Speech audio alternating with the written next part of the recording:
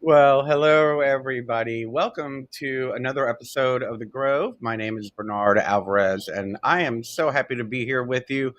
I have not seen you for like 2 weeks. I was looking forward to last week's show, and oh gosh, yeah, that was llamas. And unfortunately, I ended up with a migraine. I don't know if any of you suffer from migraines, but they are not fun. And they kind of just like well, they take me out for the day. Anyway, I'm really glad to be here. It's been 2 weeks. And I just want to say that I am really glad that you decided to join us here on the Grove.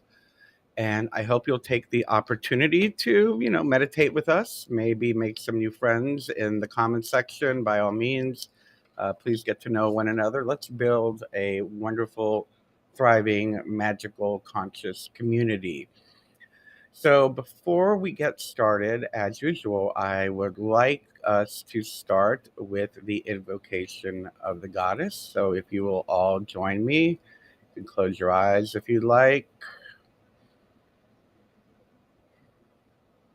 O great goddess, lady of the night and the silvery moon, she whom is the darkness and the light that shines through it.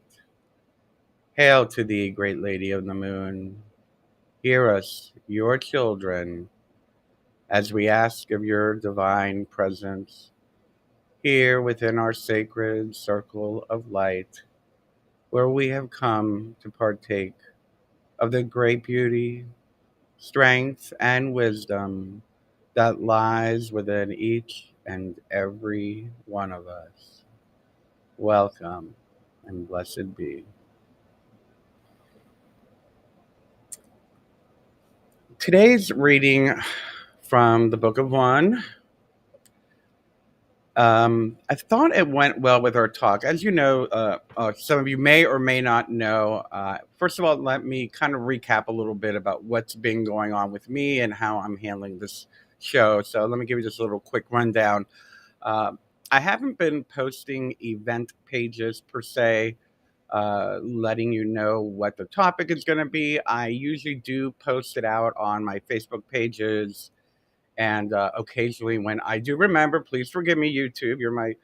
You're a very important part of my community, but sometimes I do forget because I've learned that the more that I plan a topic or plan a talk, that I don't I lose that connection to my higher self, which is what is very important to me when I'm doing these talks. Uh, this one actually was I came about it last Saturday, I believe, where I saw a meme and I was like, oh, we have got to talk about this. And of course, as you all probably see in the title of the post for this live stream, is what magic and witchcraft aren't. There's a lot of what they are, but a lot of some of the notions, the preconceived notions, a lot of the stigma around it, a lot of the mythology around it, a lot of the satanic panic, false fear around it, really does confuse a lot of people. And I just want to say before I go further with this that this is just my experience, my observations, uh, and when I say my experience, doing this for several decades now, I'm old. Uh, but so I thought we'd share that and probably clear the air on some of the misconceptions that are surrounding magic itself and witchcraft. There's a lot of well, I'm not going to get into it right now, but anyway, so let's start with the reading from the Book of One, and then we will do our minute meditation. And I chose chapter 19. It's called The Formless Divine. What is God? What form do you see God as? Where is God? Where is heaven? God cannot be seen, nor can one see heaven as a place. They can only be sensed and felt by the Spirit. God has no form, for God is energy. energy from which all things stem, the energy of which you are all a part of, as is everything in all existences. God and goddess are archetype, a human conceived form and force, conceived and created to better understand the almighty force of creation and its source, one. Goddess is a representation of all things feminine. God is a representation of all things masculine. They do exist. For the one is the source of all that is male and all that is female, as the form of the energies may manifest themselves. So you're welcome to meditate on that concept or just take a few moments to kind of ground with me for just a minute and join me in today's minute meditation. Just take a deep breath.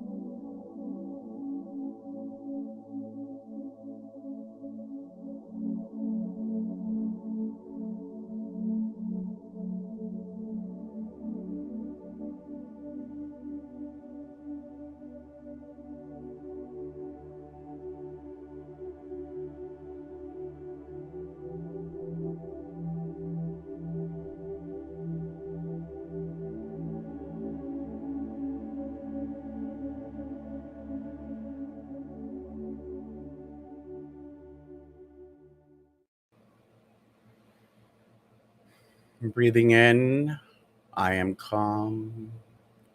Breathing out, I am in peace. Blessed be. So let me head on over to the chat and see who we have over here to say hello. I see Lubaka from YouTube. Hello, how are you? Good to see you. Thank you for being here. Um, so let's talk about what witchcraft and magic aren't. I can't quite remember the post that I saw that made me think about it, but I think I was talking about like black magic and white magic and all that. And while those are all fine and dandy labels to help categorize the intention behind the magic, I'll lay out those definitions for you ever so quickly. Not all of us follow them. I use them as labels, but well, I'll get into that in just a second. White magic is believed or is defined as utilizing magic to have the universe conform to the will of the gods, god, goddess, whatever, for the good of something. But it is usually used in higher magical ritual, ceremony, as well as practices. And quite honestly, it's the main practice that I use nowadays. And that is in aligning with our higher will, aligning with the will of the universe, and being an instrument of light and clarity. And for lack of a better term, being a channel of source energy, of divine energy, of life force energy, being a channel of it here on the earth and aligning our will with the energy and the will of the universe or God or goddess. And so that's an oversimplified definition, but it's a common one that's used in the occult and other magical systems. Gray magic is doing ritual ceremony and or anything really that imposes uses magic to impose our will to change the world around us in conformity with our will, the small will versus the big W will, to do good in the world. A good example, well, I was going to say Reiki's an example, but that's more of a white magic definition for me. But um, let's say gray magic can be used as defensive magic to protect people, to protect yourself, using our will to do good for others, doing or for ourselves. Um, there's a lot of, how shall we say, there's a lot of detail that can, you can go really deep into this, as far as, for example, doing a spell to have your best friend get a new car, for example. You're doing magic or spell to direct energy to do something good for another person, but ethically there's a lot of things that are behind that we have to investigate, and we're not going to get into too much of that today. But for example, let's say, you know, for me, let me just clarify and simplify like this. For me, when I'm doing a gray magic spell, again, for lack of a better term, I will usually do a divination, which we're going to get into a little bit later, a divination to see if it is for the good of everyone involved. We don't want to necessarily do a spell to get our best friend a brand new car, only for that car to be used in a drunk driving homicide. You know what I'm saying. So there's a lot of subtle energies that are surrounding this type of magic. Um, and then, of course, we have the quote unquote label of black magic. And black magic is conforming the energy, having the energies conform to direct your will to cause harm to another or toward yourself. Therein lies a ton of ethical stuff that goes on.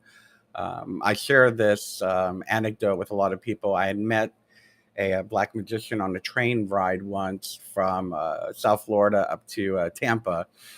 And we were just, and he's like, "Oh, we're the same. We're the same." I'm like, "No, we're not the same." I'm like, "I don't do black magic. I don't do curses or anything like that." I'm like, "I'm concerned about the energetic repercussions." And he says, "Oh, yeah, you're right, man." He goes, "Like the last time I did a full fledged black magic spell, within 2 hours, I had broken my leg and I knew that it worked." I was like, "Oh my gosh, you really want that kind of energy directed toward you, just to know that something had worked?" So, I mean, that's just an anecdote, but there's a lot of ethical things that go behind it. Now, again, these are just subcategories. The main thing I want to get across today about magic, that mystery, that energy that's around the world or whatnot. I don't think I feel many people do not realize that magic is not inherently good, neutral. Well, actually, it is neutral, or evil. Magic just is.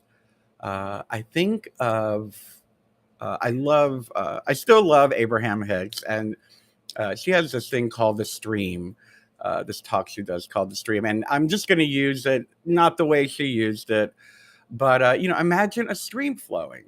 The stream is flowing. It might be, knocking and tumbling over rocks. It might be overflowing on the banks.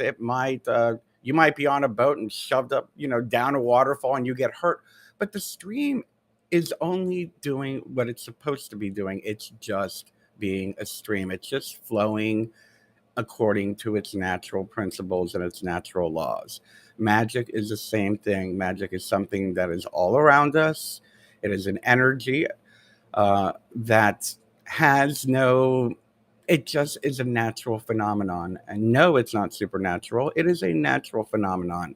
And depending on the practitioner and the intention, that is where it takes on the characteristic of being beneficial, hurtful, or neutral.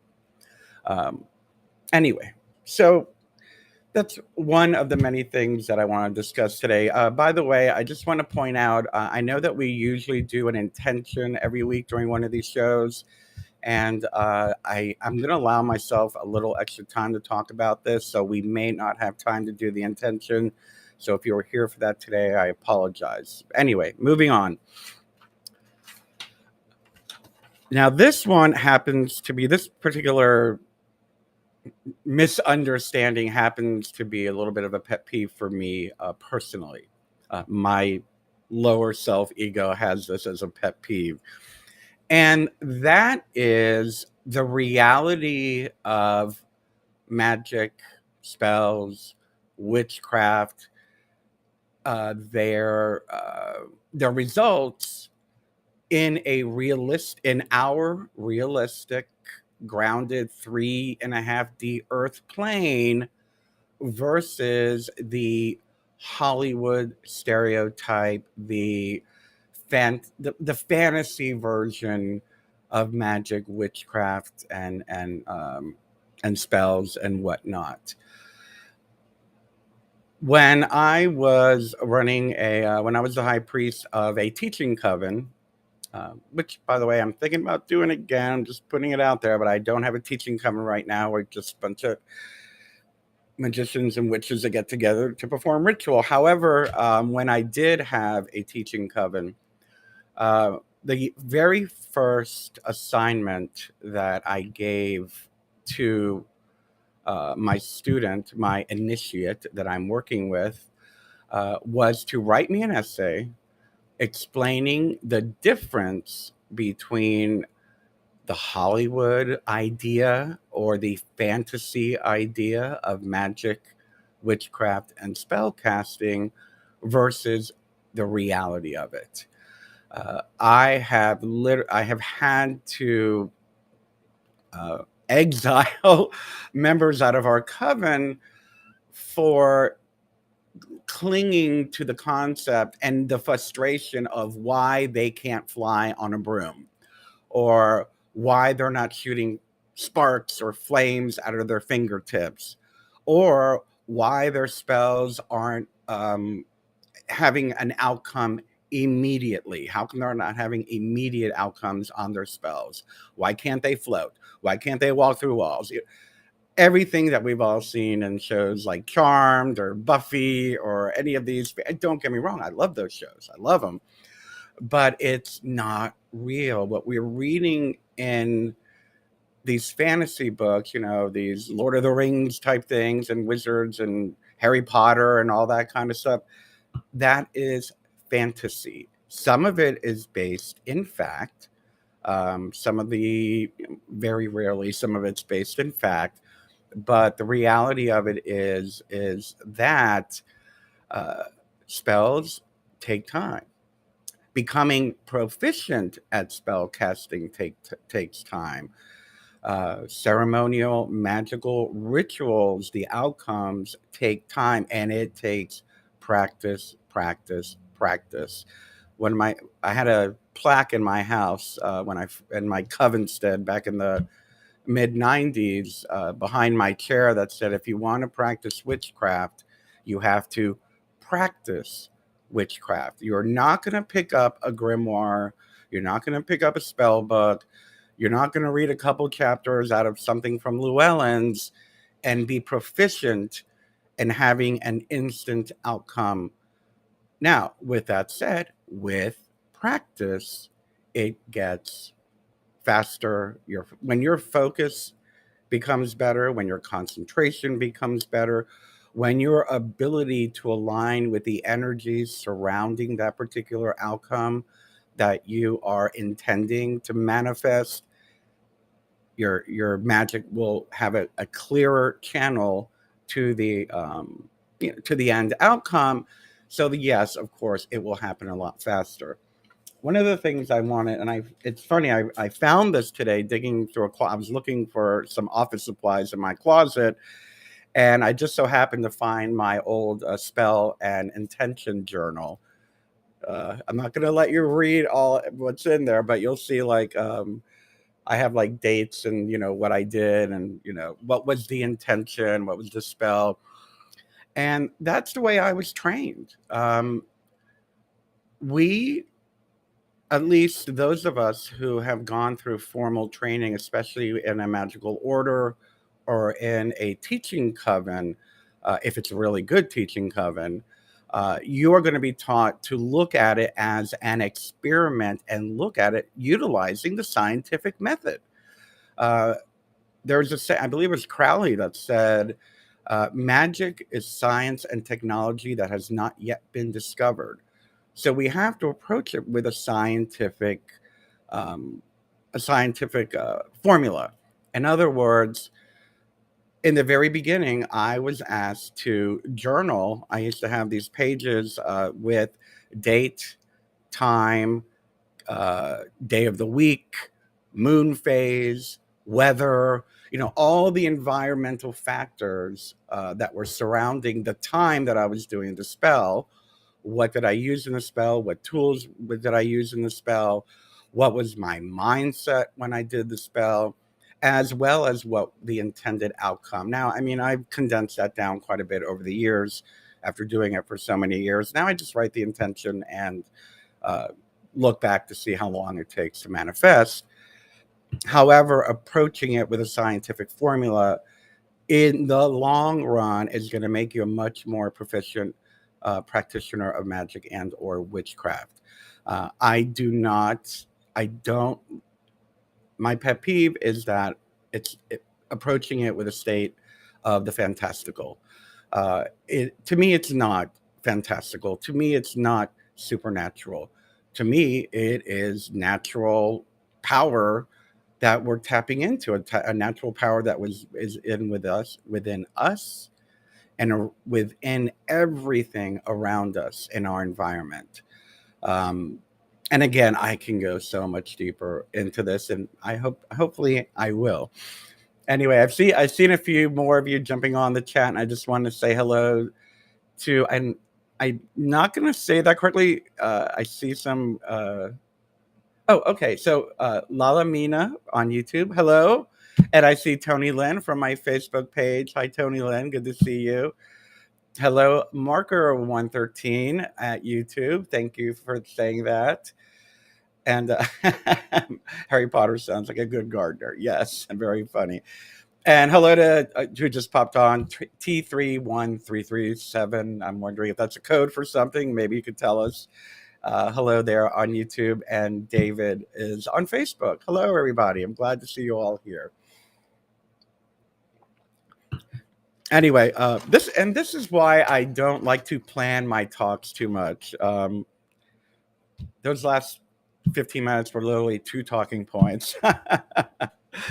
Anyway, so we talked about Hollywood magic versus the reality of magic and witchcraft. Now, let's talk about another misconception, which, again, I won't say is a pet peeve, but there's a lot of misunderstanding. And that is the difference between, let's see, what was it? Witchcraft, paganism, practice, and religion. So let's get and this one's kind of simple. All of you following are probably just, hi, Adrian. I'm so good to see you. I just saw you pop up. I'm sorry I had to interrupt myself and say hello to my dear old friend from way back. Good to see you. Um, so, witchcraft is a practice. Not all witches who practice witchcraft are religious. Not all witches who practice witchcraft are pagans. Some are Christian. Some are belong to other Abrahamic religions. So there's a lot of misconception that just because you're a witch, you're a pagan. That's not necessarily true. If you look at some of these cultures around the world, be it like Santeria or Voodoo or anything like that, a lot of them are based in the African religions that were brought over with the slaves, and they kind of layered Catholicism on top of it. It doesn't mean they're not practicing witchcraft. It's a practice. It's a tool. It's a skill. Looking at my notes. However, most pagans, I will say, do practice witchcraft. It is a part of our religious practice, and I am a pagan. I am a neo-pagan. I am an eclectic neo-pagan. I do feel this is my spiritual religion, and the reason why it is my spiritual religion is because it is completely autonomous, depending on the individual and or the group, the coven, the grove, whatever it might be. So as a solitaire, you have your own beliefs. As our grove here in Roanoke, we have our own beliefs within the grove. It's not to say that they can't do things outside of the grove that are a little bit different. One of the things that really bothered me a little bit once was a very prominent Reiki teacher in South Florida, and this was where I got my excitement over practicing Reiki. Was at one of these Reiki centers. I'll say, I believe it was on Sheridan Street or Sterling Road. I think some of you might know which one I'm talking about if you're from down there. But she had found out that some of her students were also my students. And she said, you cannot be a Reiki practitioner and practice witchcraft. You have to pick one or the other.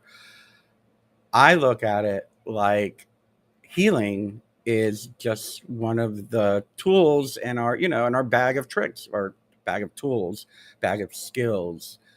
It doesn't have to be exclusive to one or the other. Um, and also, just a little bit of clarity, not all pagans belong to a coven. Not all practitioners of magic belong to a magical order. Um, some magical practitioners belong to several magical orders. When I was training, I was lucky enough to be a part of two magical orders. Now I belong to, I work with Gray School within itself is a magical order, and I'm a member and an instructor there. Yeah, oh, I forgot to say that. I am teaching, but not one on one. I do teach at the Gray School, so come check me out. I'm on the I'm on several departments, but I'm in the Department of Ceremonial Magic and Divination. If you're interested to take a class with me there, but anyway, so there are Christian witches. There are non-religious witches that are maybe just agnostic. There is no one definition of what a witch's beliefs are. And that's why you'll find that there are different practices. Some of them do stem from, I mean, it's fair to say that, ceremonial magic, a lot of that stuff stems from, Abrahamic religion. I mean, it's obvious. The Key of Solomon was written from, Solomon, the guy they made the temple for, Solomon's temple. And it does work with the Abrahamic God, Yud He Vav He, Jehovah, and works with the archangel. So it's very Judeo Kabbalistic, which is Judaism, a form of Judaism. So, yes, there is a lot of religious connotations within it, but you don't necessarily need to be Jewish or Kabbalistic to practice ceremonial magic. It is a tool within that structure, uh, and one that's not practiced by very many other practicing Jews that I know of. I grew up in Miami. I know a lot of them. Anyway, so I think I covered. So I did cover Hollywood versus reality. I covered a bit about solitary versus covens versus orders, and I leaned into a little bit about the different techniques within. So as I was talking about earlier, Reiki. That remember that lady said you can't practice Reiki and be a witch. It's like, well, Reiki is a tool, it is a technique, it is a practice. Healing falls under the realm of witchcraft. Not all, maybe some people wouldn't say that they all do, but witches do practice healing. That's one of the things we're known for. If you go back in history, midwifery was, I mean, they used to burn midwives, calling them witches, for herbal healing and energy healing and things like that. So healing is a part of witchcraft in the sense that it falls under the umbrella of witchcraft. It's just one of many skills. Um, Another wonderful example is divination. My One of my favorites. I am a tarot master. I love using tarot. I teach tarot. It is the form of divination that I have the most passionate drawn. I'm drawn to. As well, I work with pendulums. I love doing pendulum work. I teach classes in pendulum, usually locally. And when I first started on the path of the witch, I studied the runes, and they were my favorite for a little while, but I just didn't feel that calling to them to keep using them. I mean, I love them. Don't get me wrong. I used to know the whole Ogden alphabet by heart, and I actually my magical name was a Norse name, and I'm like, but you're not Norse. So I kind of like rescinded that name. I am Irish and Native American, so I lean toward the Celtic and the Native American practices. I do a lot of shamanic healing, and I am drawn to Celtic rituals. So that's usually what I'm drawn to, and that's why I say I'm eclectic. But the point of the matter is that there are a lot of different types of witches out there.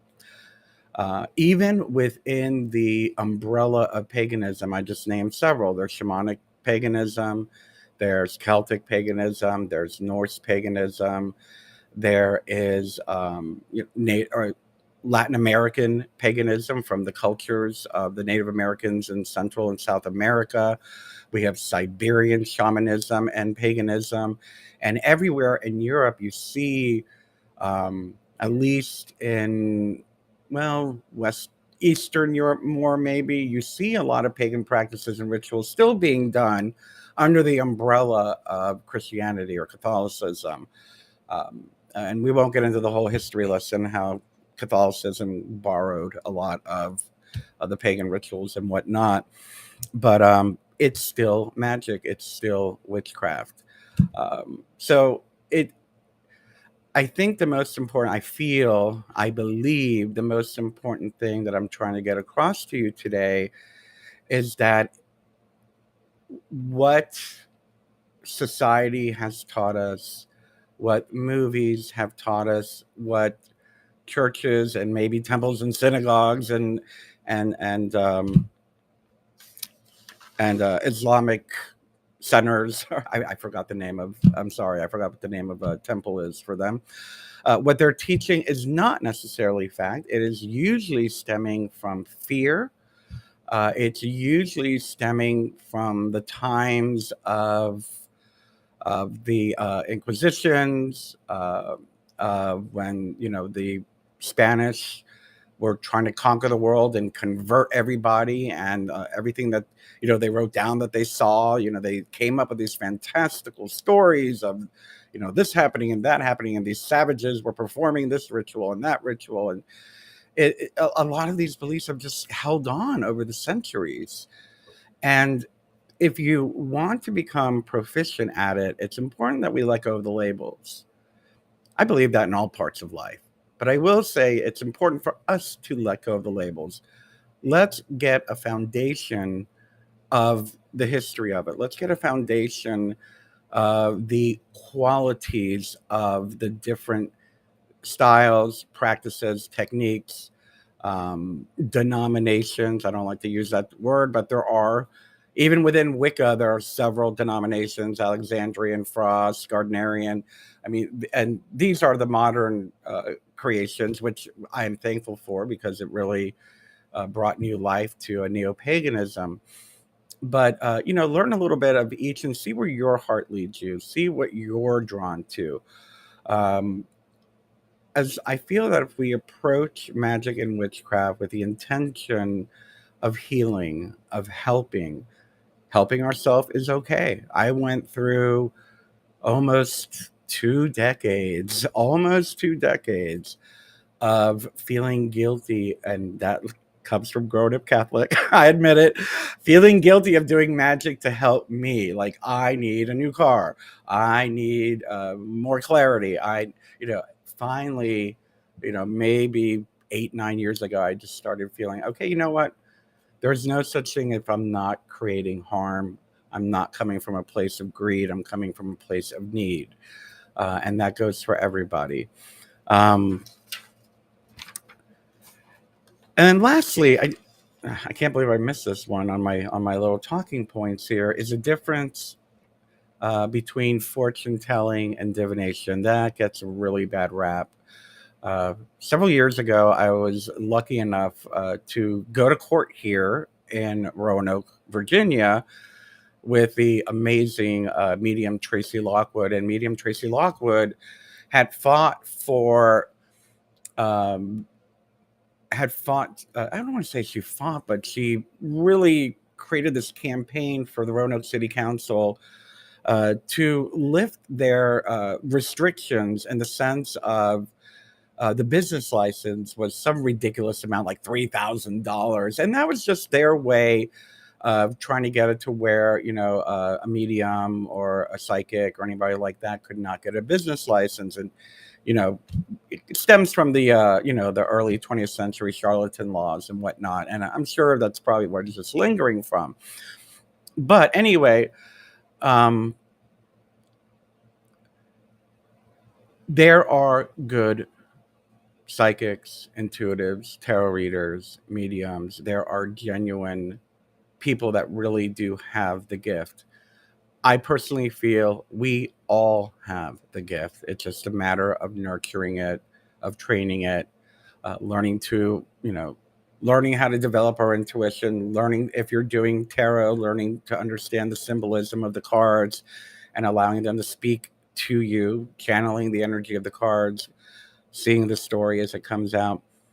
But the thing is that divination is, I always say it's a story.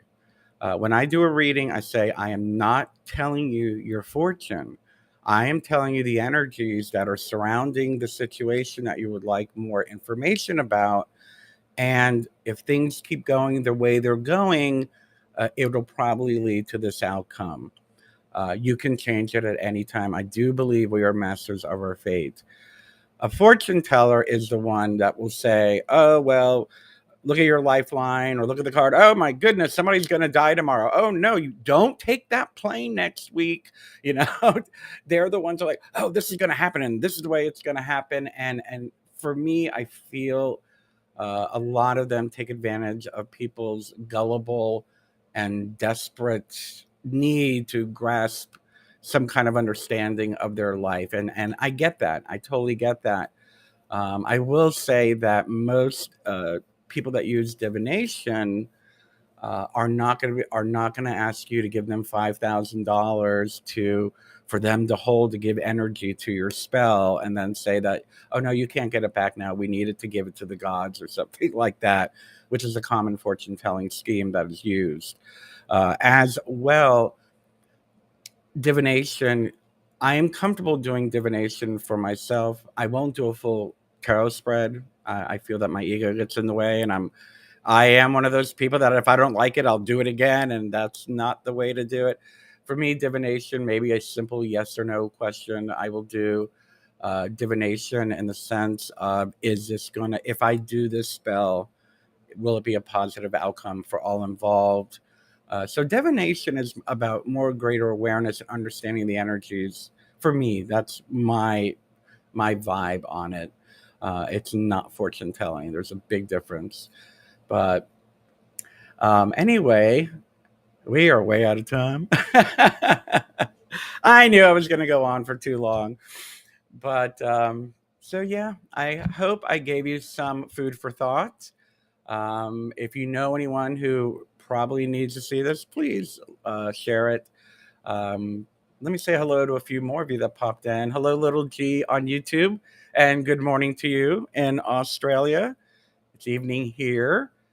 Oh, Elite. I get it. Very cool. T31337. And Lisa Hi on Facebook.